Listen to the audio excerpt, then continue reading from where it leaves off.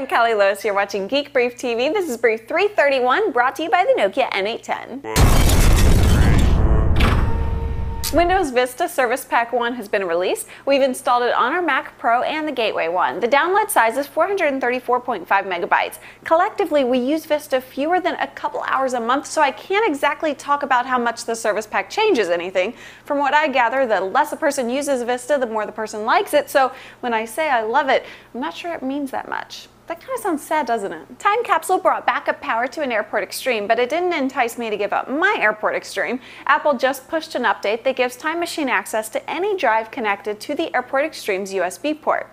I haven't yet embraced and started using Time Machine. I think part of the reason is that I can't comprehend the benefit of going back to access files I intentionally delete. It seems like a security issue to me. Am I missing something?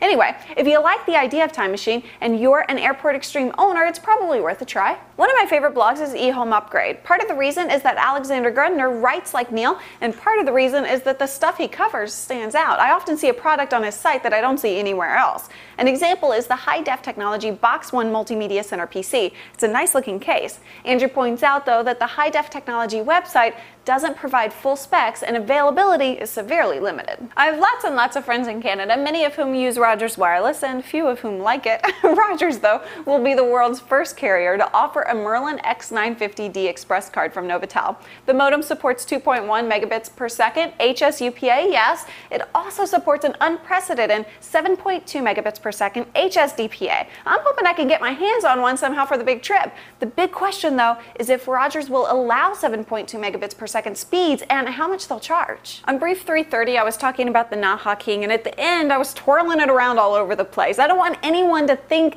that it's actually easy to come off. It's actually very hard to get off, but it's not meant to twirl around, so don't do that.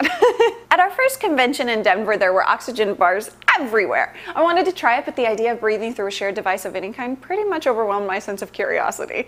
O2 Innovations now has a portable oxygen bar kit for sale to home users. It includes a headset, Be Happy aromatherapy, 5 nose hoses, and some new age extras. It delivers 40% more oxygen-enriched air at 3 liters per minute. Here's my big question, though. If you supplement your oxygen supply, wouldn't you start jonesing for it in everyday life? I have a brand new reason to recommend the Nokia N810. They're working on technology that will enable content from the tablet, including video, to be displayed on an external LCD display or projector via USB and Wi-Fi. The research team has been able to deliver video from the N810 in full HD. I'm Callie Lewis. Thanks for watching.